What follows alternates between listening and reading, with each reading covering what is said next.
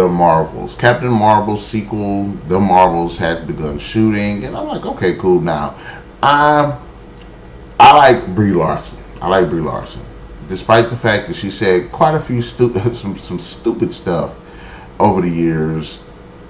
And I'm one of those people. Yeah, I might like your politics, but I'm not going to take it out on your profession. She's actually a good actress. She's done some really good movies, and I've really enjoyed it.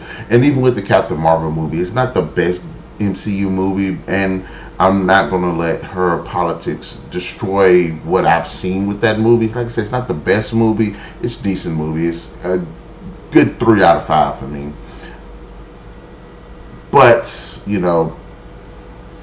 I wasn't really interested in, because of how the movie came out in the story and stuff, and it just being at 3 out of 5 ish. I wasn't really interested in seeing a sequel, and this is me saying it because I like sequels. I like seeing people expand, and even with her character, if she goes on this developing arc, which I felt like it wasn't a strong developing arc in that film.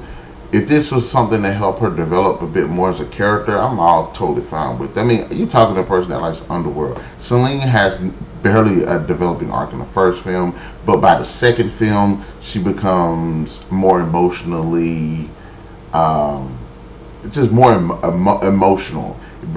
She becomes a bit more human. Brings out the humanity in her character a little bit more, gives her a bit more personality rather than the age due to what happens in that film. So I'm a bit more with the Captain Marvel as well. Now, these are the things about the film that I'm like, okay, let's see where we're going to go with it. We're in the Marvels, which is Captain Marvel 2. I mean, I would have liked it to be Captain Marvel 2 and Captain Marvel and the Marvels. I would have liked kind of like that, kind of like Ant-Man and the Wasp, but they just said the Marvels, which I don't like. That title sounds pretty stupid, bland, and not really interesting in the least bit. Now, having said that, these are the two things that are going to make or break this movie. I think even if this was just a Captain Marvel movie, I think it kind of could stand up on its own. But this movie will also involve Monica Rambeau. I don't know how to say Rambeau. I don't know how to say her name, and Kamala Kahn. Now, who don't know these two characters? Monica Rambeau, she's Mariah Rambeau's daughter from the Captain Marvel movie, and in this she becomes Solar.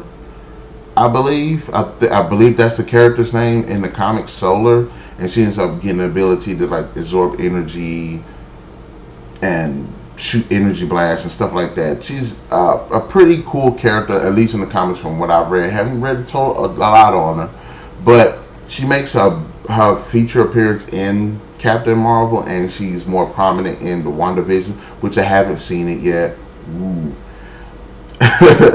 So I'm interested to see her be a bit more fleshed out in this movie. Again, I could see more. I could watch WandaVision and get a bit more perspective of a character, but I want to see her on the big screen because I think she is an interesting character, and she was one of the characters I was actually looking forward to seeing on the big screen. Kamala Khan is this new character, new age millennial type character, along with the Miles Morales, along with the Chinese Hulk, along with the Nova Force, the young kid Nova Force, just new generation that they've been trying to push out for years. And Kamala Khan has met with not really a lot of success in the comics, nor really any other IP that they've really had. I mean, she was the main focus in the Avengers game, and it completely turned a lot of people off. And I can honestly see that because she doesn't feel like a character that has naturally been grown into the Marvel universe. Now, she does have a series called Ms. Marvel that's going to be coming out on Disney Plus, and this movie is supposed to be an extension and continuation of that. So hopefully that series does a good job of fleshing out the character before the movie does. And she has a pretty cool ability of shape-shifting. She can grow and expand her limbs and stuff like that, which I'm not against. I think it's actually, from what I've seen, it actually is pretty cool. But what am I hoping to see in this film? because, like I said, they're shooting, and I think they have the movie's supposed to be set to go next year, and I hope that they do it.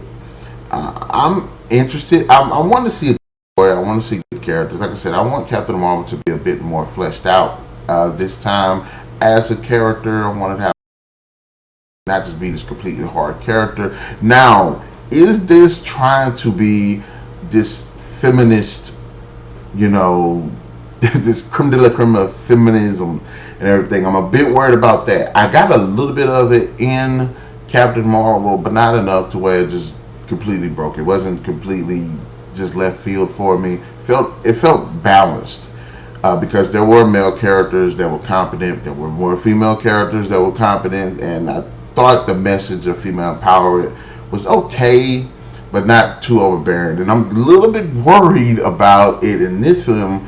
Why? Because there's three main female characters and there's a female villain, and a lot of times that doesn't come off good because it's when you have nothing but female superheroes and nothing but female villains, it does it's typically portrayed that the men are incompetent, they're stupid, they lack intelligence, they lack competency, and I'm worried about that. But this does have the potential to be a good sequel to flesh out some pretty obscure characters, and I hope that it is going to work.